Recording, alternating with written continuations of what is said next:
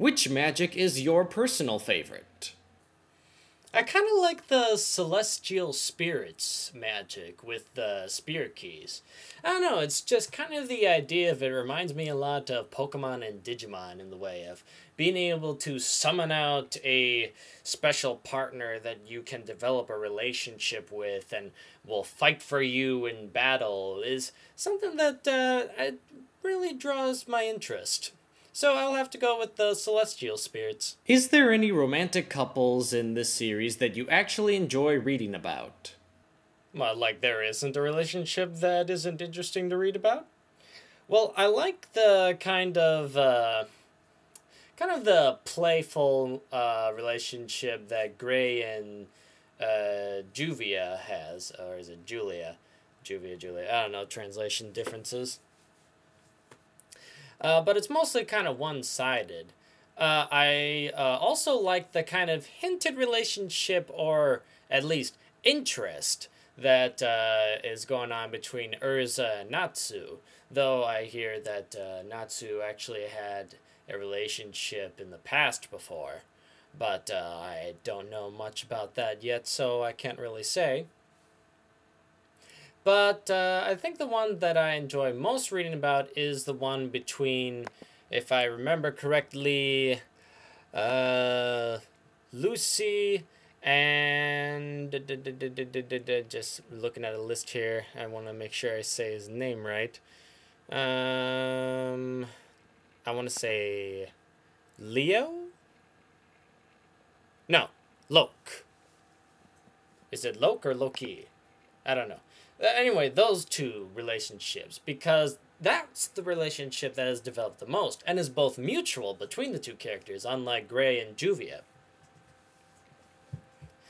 And I think it's developing a lot further along as I read the books and as they come out.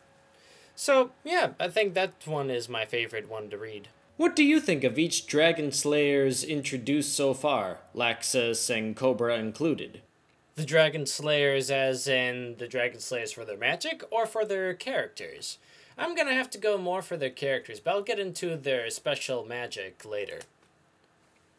Laxus was very interesting. It comes off as this big show-offy jerk saying that I should rule fairy tales. Like, everything about this fairy tale currently is weak and useless. I will make a fairy tale that is strong and awesome, type of thing.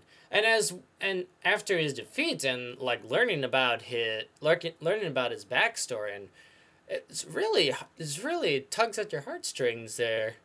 Oh man. Just that. Sorry, got a little emotional there. Cobra was, well, he was a side villain. So not much to say there about his character. He didn't really have that much, other than I will defeat you. Natsu, of course, is a bundle of fun to be around. Wendy, I've just recently got introduced to, so I don't know too much about her back history, but she seems like a okay character. I'm hoping that she doesn't turn out to be like, the common, like, little girl stereotype that, oh, she's so cute, she's so adorable, I want to protect her, hold her in my arms, sleep with her at night. Well, maybe not that. Although some creators, well, you know. But it doesn't look like it's gonna be anything like that, so that's good. Last, Gajeel.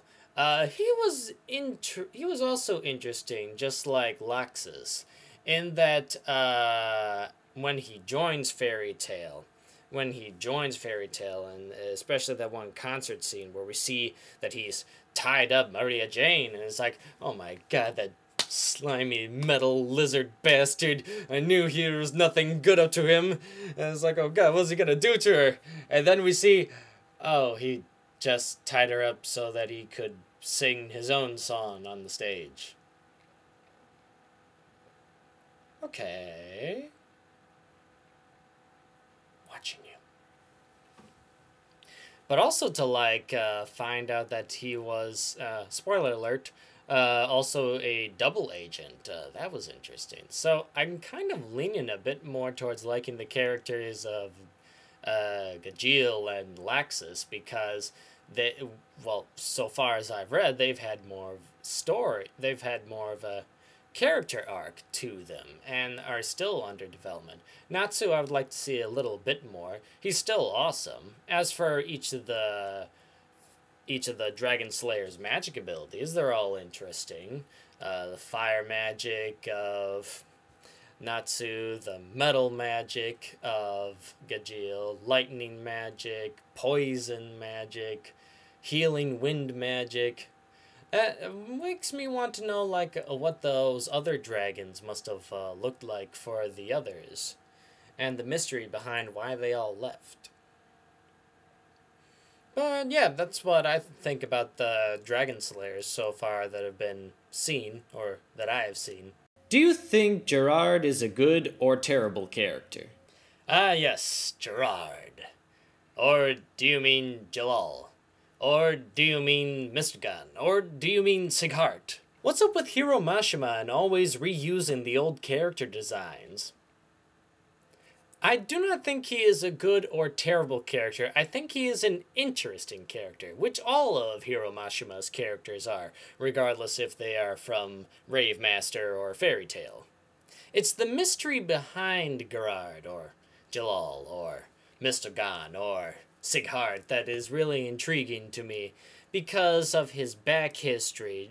Was he possessed by this ancient evil deity or spirit, or whatever the hell it is or was?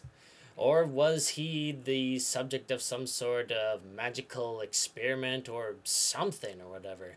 Just the mystery behind it is what intrigued me. As for his character, is he under the influence of this evil deity? Is it of his own accord? Does that excuse the fact that he was a jerk throughout most of what I have read? But I don't think he's terrible. I think he's very interesting. One Piece. What do you think Joy Boy's side of the promise was? Now, this is very recent news for me, because last Sunday I found out about this Joy Boy, and I couldn't answer this question originally. But Joy Boy, very, very mysterious. We don't get that much knowledge about who he is or was. Was it Gold Roger who set up all these monoliths in various places around the world? Who knows? What was the promise that he made to the underwater city of the mermaids and mermen? I'm not sure.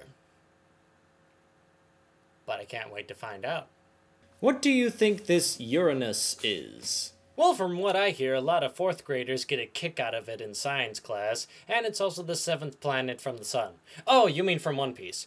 Well, again, I haven't gotten that far yet. I guess I'm gonna learn about this when apparently Nico Robin talks to King Neptune. From what I heard, it is some sort of weapon, along with some other weapons, apparently. So, yeah, I guess it's a weapon. Other than that, I don't know, other than a lot of 4th graders get a kick out of it in science class. Do you think Luffy will ever get a captain coat? Don't know. Don't really care. I mean, it'd be nice, I guess.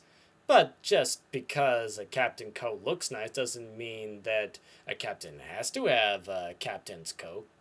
Unless there's something that I'm missing where every captain needs to have a coat. I don't know. Maybe. Well, I know it's been a while, and it's taken me a long-ass time to get these out. Thanks for your patience, and post more of your questions below, and hopefully it won't take me a year to make it. Another one of these. Q&A MangaMan's. This is the MangaMan signing off.